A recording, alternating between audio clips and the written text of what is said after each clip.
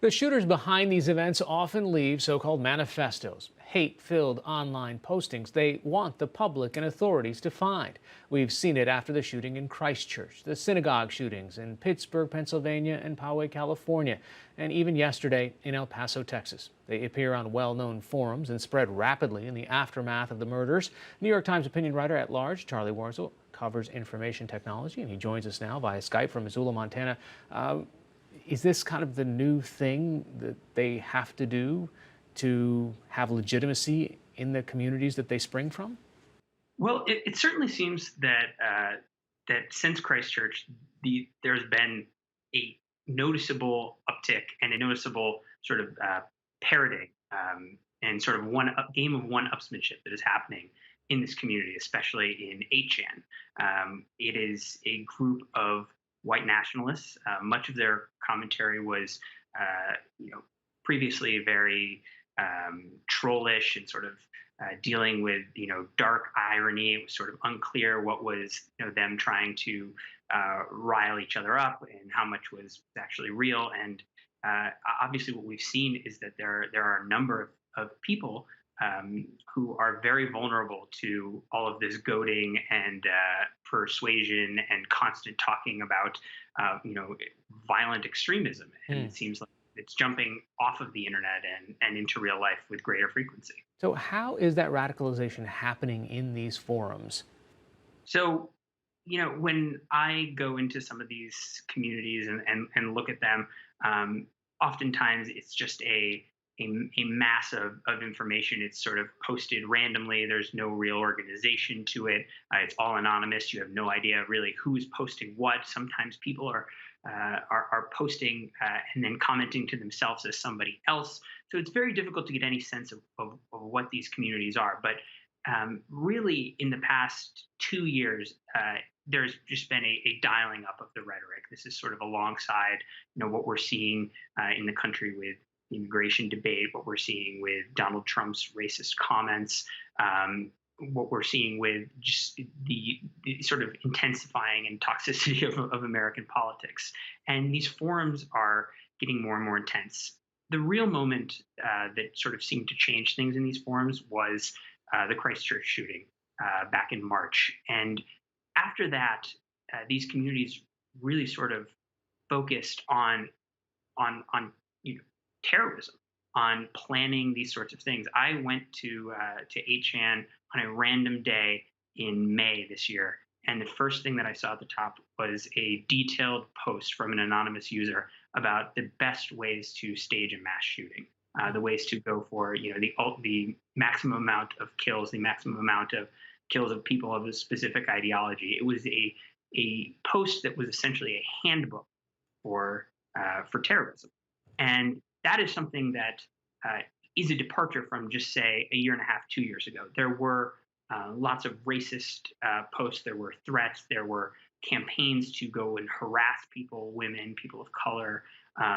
There was a lot of awful toxicity, but there's been a shift now into this idea of actual, violence uh, in community spaces and inciting that violence in a way that there's nothing else you can call it other than terrorism.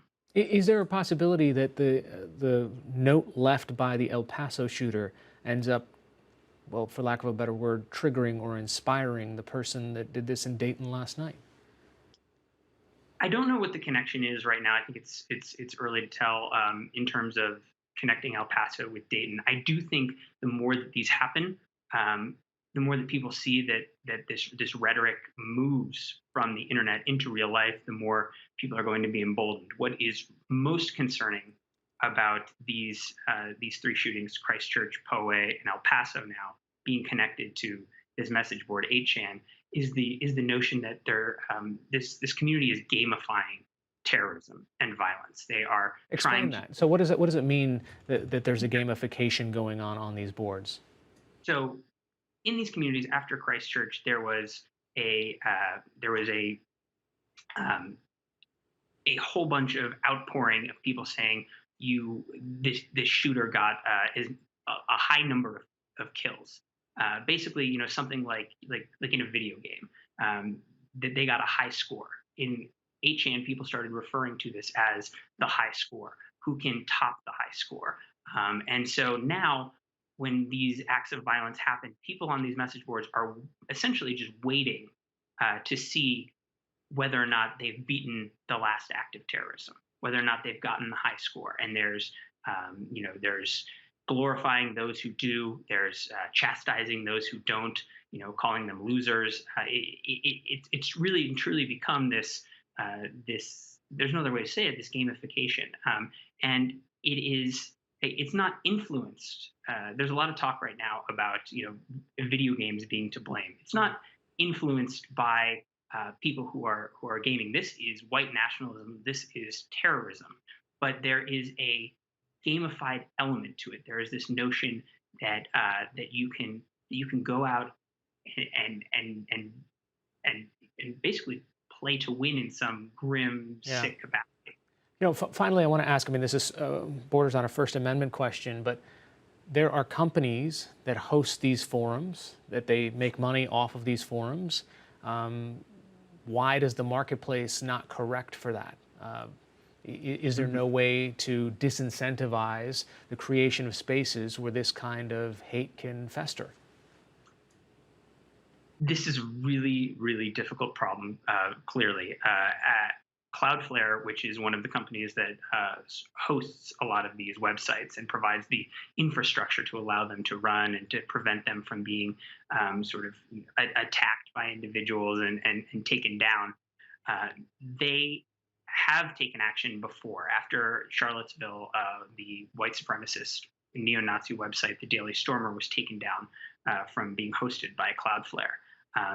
That doesn't seem to be the case. Cloudflare has said as recently as last night that they are not going to take action against 8chan, despite this link that they are just sort of they're like the FedEx of the internet. They deliver packages, they deliver information, they don't open it up and look at it. And this is really difficult because I think there's a real moral question that these companies need to weigh. But at the same time, these communities are very resilient. They have been kicked off of. 8chan was really popularized by another website, 4chan, moderating some of the worst behavior off that platform. They then went to 8chan. It's difficult to know if delisting, unhosting some terrible website wouldn't just have those people move elsewhere. It's a very difficult problem, and of course you have speech issues, but I think we need to have a very broad conversation that includes the government, that includes law enforcement, about what to do with a community that is essentially, and technology companies, that is essentially a incubator for terrorism. And as one of my peers at NBC said, this website has a body count associated with it, and I think we really need to reckon with that and treat it as an emergency. All right. Charlie Warzel of the New York Times joining us via Skype from Missoula, Montana today. Thanks so much. Thanks a lot.